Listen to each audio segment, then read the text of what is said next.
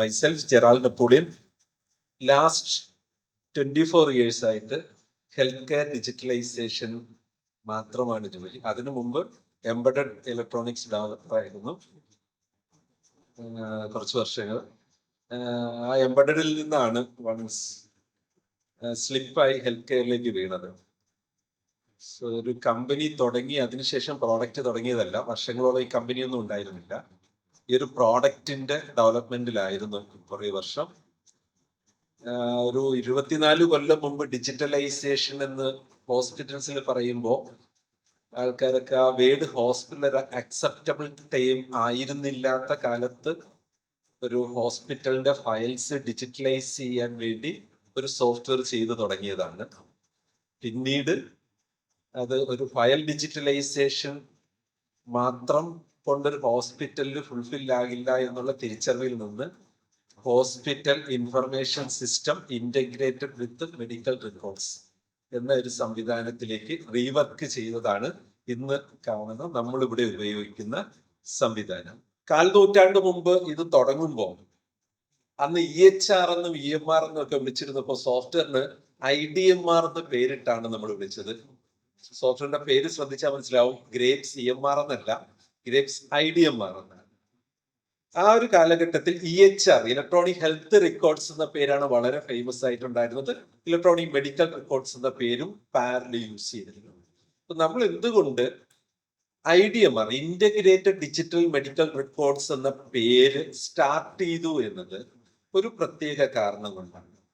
കാരണം ആ കാലഘട്ടത്തിൽ മെഡിക്കൽ ട്രാൻസ്ക്രിപ്ഷൻസ് വളരെയധികം ഫേമസ് ആകുകയും ഡോക്ടർമാര് വോയിസിൽ റെക്കോർഡ് ചെയ്തിരിക്കുന്ന മെഡിക്കൽ ഇൻഫർമേഷൻസ് മെഡിക്കൽ ട്രാൻസ്ക്രിപ്ഷൻ പഠിച്ചവര് ടെക്സ്റ്റ് ഡോക്യുമെന്റ് ആക്കി കൺവേർട്ട് ചെയ്ത് തിരിച്ചു ലോഡ് ചെയ്യുകയും ചെയ്യുന്ന ഒരു ഹെൽത്ത് പ്രാക്ടീസ് വേൾഡ് വൈഡ് ആയിട്ട് നടന്നുകൊണ്ടിരിക്കുന്ന ഒരു കാലമാണ്.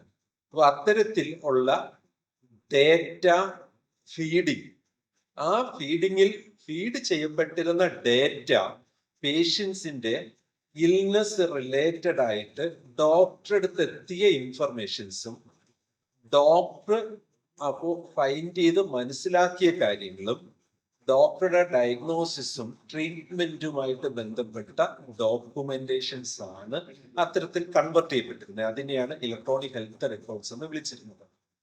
എന്നാൽ ഫൈൻഡിങ് ദ ഡയഗ്നോസിസ് എന്ന് പറഞ്ഞ ഇൻവെസ്റ്റിഗേഷൻ ഏരിയാസ് വളരെ കാലങ്ങൾക്ക് മുമ്പേ ഡിജിറ്റലൈസ് ചെയ്യപ്പെട്ടതാണെങ്കിലും അത് മെയിൻ സ്ട്രീം മെഡിക്കൽ റെക്കോർഡ്സിലേക്ക് അറ്റാച്ച് ചെയ്യപ്പെട്ട് യൂസ് ചെയ്യപ്പെട്ട് തുടങ്ങിയിരുന്നില്ല. എക്സാമ്പിൾ, നമുക്ക് ഹെൽത്ത് ഇൻഫർമേഷൻസിൽ ഏറ്റവും പ്രധാനമാണ് ക്ലിനിക്കൽ ലാബിലെ ഇൻവെസ്റ്റിഗേഷൻസ്. അതിലെ വേരിയേഷൻസ് നമ്മുടെ ഡിസിഷൻ മേക്കിങ്ങിൽ വളരെ അധികം നമ്മളെ സപ്പോർട്ട് ചെയ്യുന്നുണ്ട്. അതുപോലെ ഇമ്പോർട്ടൻ്റ് ആണ് ഇമേജിങ്. ഇമേജിങ്ങിലും നമ്മൾ വളരെയധികം ഡിസിഷൻ മേക്കിങ്ങിന് സപ്പോർട്ട് ചെയ്യുന്ന എവിഡൻസുകൾ അവൈലബിൾ. പക്ഷെ ഇതിനെ എല്ലാം ഡിജിറ്റൽ ഫോർമാറ്റിലേക്ക് കൊണ്ടുവന്ന് ഒരു സിംഗിൾ ഫയലായിട്ട് ഹാൻഡിൽ ചെയ്യുന്ന പ്രാക്ടീസ് കുറവായിരുന്നു. ഡോക്ടേഴ്സിന്റെ ക്ലിനിക്കൽ നോട്ട്സും കാര്യങ്ങളെല്ലാം ഡിജിറ്റലൈസ് ചെയ്യപ്പെടുമ്പോൾ തന്നെ ഒരു CT, MRI, USG സ്കാൻ പോലെ ഇമേജ് റിലേറ്റഡ് ആയിട്ടുള്ള കാര്യങ്ങളും അതിന്റെ എവിഡൻസുകളും സെപ്പറേറ്റ് നിൽക്കുകയും അതൊരു റേഡിയോളജിസ്റ്റോ റിലേറ്റഡ് ഒരു ഡയഗ്നോസ്റ്റിക് ഡോക്ടർ എടുക്കുന്ന ഡിസിഷൻ അവൈലബിൾ ആയിട്ട് ഡോക്ടർ ഡിസിഷൻ മേക്കിങ്ങിലേക്ക് പോവുകയും ചെയ്യുക. ആയിക്കോട്ടെ, ഒരു സ്പെഷ്യലിസ്റ്റ് അവിടെ ഒരു ഡയഗ്നോസിസ് ഡിസിഷൻ തന്നാലും ആ സാഹചര്യങ്ങൾ എന്തായിരുന്നു എന്ന് റീചെക്ക് ചെയ്യാനായിട്ട് ട്രീറ്റിംഗ് ഡോക്ടർക്ക് അവസരം ഉണ്ടാകണമെങ്കിൽ നമുക്ക് ഈ ഫയൽസ് ഇന്റഗ്രേറ്റഡ് ആയിരിക്കണം. ഇത് കുറച്ചുകൂടെ മനസ്സിലാകാനായിട്ട് ഞാൻ ഒരു എക്സാമ്പിൾ പറയാം. നമ്മൾ എൻഡോസ്കോപ്പി ചെയ്തു കഴിഞ്ഞിട്ട് എൻഡോസ്കോപ്പിയുടെ അവസാനം നമുക്ക് ഒരു റിസൾട്ട് ഷീറ്റ് കിട്ടും. അതിൽ ഫൈൻഡിങ്സും ഉണ്ടാവും, കുറച്ച് ഇമേജസ്, 4-5 ഇമേജസും ഉണ്ടാവും. പക്ഷെ റിയലി എൻഡോസ്കോപ്പി നടക്കുമ്പോൾ ഒരു ഫുൾ വീഡിയോ അവൈലബിൾ ആണ്. അതൊരു സെപ്പറേറ്റ് ഫയലായിട്ട് ഒരു കമ്പ്യൂട്ടറിൽ കിടക്കുകയും കുറച്ചു കാലം ഇത് ഉപേക്ഷിക്കപ്പെടുകയും ചെയ്യും. അത് ഈ ഫയലിനോടുകൂടെ ഇന്റഗ്രേറ്റ് ചെയ്യപ്പെടുകയാണെങ്കിൽ ഈ ട്രീറ്റ് ചെയ്യുന്ന ഡോക്ടർക്ക് ആ പാർട്ട് എപ്പോഴെങ്കിലും കാണണമെന്നുണ്ടെങ്കിൽ ആ വീഡിയോ പ്ലേ ചെയ്ത് കാണണം.